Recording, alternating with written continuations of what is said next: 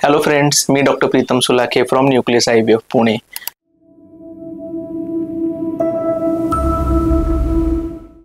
आजकाल आपण एक गोष्ट खूप प्रामुख्याने पाहतो, बरेच पेशंट्स म्हणतात की सर IVF करायला तर ठीक आहे, पण IVF प्रोसेसमध्ये आम्हाला खूप स्ट्रेस होतो, तर नेमकं स्ट्रेस कमी करण्यासाठी काही उपाय करता येऊ शकतो का, ते आम्हाला सांगा।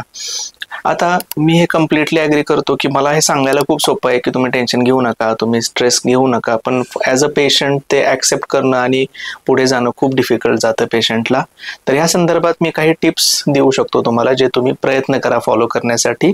पहिलं महत्त्वाचं आहे, ज्याच्यामध्ये तुम्ही IVF ची प्रोसेस कम्प्लिटली अंडरस्टँड करून घ्या तुमच्या हेल्थकेअर प्रोव्हायडरकडून, कारण ती प्रोसेस नेमकी समजून घेतली की मग अर्ध्या गोष्टी आपल्याला इझी होऊन जातात। अनरिअलिस्टिक एक्सपेक्टेशन्स ठेवू नका, जी रियालिटी आहे, सक्सेस रेट किती आहेत काय हे समजून घ्या। तसंच तुम्ही तुमचे जे पार्टनर आहेत त्याच्याबद्दल तुमच्या सर्व भावनिक गोष्टी डिस्कस करा। हेल्दी कन्व्हर्सेशन असू द्या, खूप चिडचिडेपणा किंवा ब्लेम गेम ज्याला आपण म्हणतो की माझ्यामुळे होत नाहीये किंवा तुझ्यामुळे होत नाहीये, या सगळ्या गोष्टी तुम्ही अवॉइड करा। प्रयत्न करा की ह्या गोष्टी न झालेल्या बऱ्या। खूप सारे पेशंट्स किंवा खूप सारे IVF सेंटर्स आता सपोर्ट ग्रुप प्रोव्हाइड करतात, ज्याच्यामध्ये ज्या पेशंट IVF च्या थ्रू गेलेले आहेत त्यांच्या काही समस्या असतील तर ते तुमच्याशी डिस्कस करायला तयार असतील तर ते नंबर्स आपण पेशंट सोबत शेअर करतो किंवा सपोर्ट ग्रुपवर त्या गोष्टी डिस्कस केल्या जातात।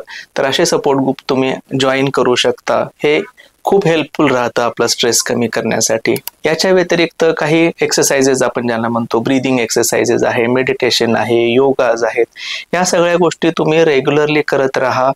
या गोष्टी IVF मध्ये करायच्या नाही हे बिलकुल असा विचार करू नका। This are the most helpful way to decrease the anxiety कमी करण्यासाठी, स्ट्रेस कमी करण्यासाठी या फार महत्त्वाच्या असतात गोष्टी। याच्या व्यतिरिक्त तुम्ही आपले छंद जोपासा, जसे की आपण म्युझिक ऐकणे म्हणा किंवा रीडिंग करणे, हे कंटिन्युअसली करत राहा। मी असे बरेच पेशंट पाहतो जे जॉब सोडून घरामध्ये बसून राहतात की IVF झाल्यानंतर, तर अशा पेशंटला मी नेहमी सजेस्ट करतो की असं तुम्ही करू नका। जॉबला तुम्ही जॉईन असाल तर ॲटलिस्ट तुमचं दिवसभरात गोष्टी, अदरवाईज तुम्ही सगळ्या गोष्टी, प्रेग्नन्सी राहिली असेल का, इम्प्लांट झाला असेल का, कुठपर्यंत असतील, HCG पॉझिटिव्ह आले असतील का, याच्याकडे लक्ष जातं, अननोइंगली स्ट्रेस वाढतो, तर या गोष्टी करू नका। ॲडेक्वेट स्लीप घेणं म्हणजे व्यवस्थित झोपणं आणि डाएट आणि एक्सरसाइज व्यवस्थित करणं, ह्या महत्त्वाचा रोल आहे याच्यामध्ये। डाएटमध्ये शक्यतोवर प्रोसेस फूड, ब्रेड किंवा मॅगी जसं शक्यतोवर या गोष्टी टाळलेलं बरं।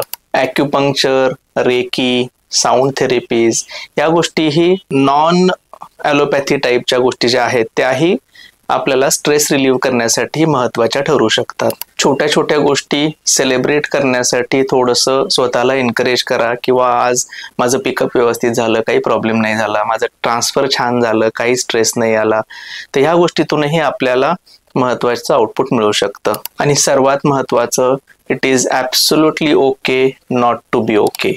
याचा अर्थ असा आहे की प्रेग्नन्सी राहीलच या दृष्टीने तुम्ही हे करू नका। प्रयत्न कराल तर प्रेग्नन्सीमध्ये आउटपुट येऊ शकतं, इवन इन IVF ऑल्सो। तर ह्या सगळ्या गोष्टी तुम्ही IVF या मोठ्या प्रोसेसमध्ये जाताना करू शकता, ज्याच्याने स्ट्रेस लेवल कमी होतील। तर या संदर्भात आपले कुठलेही प्रश्न असतील तर आम्हाला कमेंट बॉक्समध्ये नक्की विचारा, आमची टीम तुम्हाला रिप्लाय करण्यासाठी नक्की प्रयत्न करेल। थँक्यू।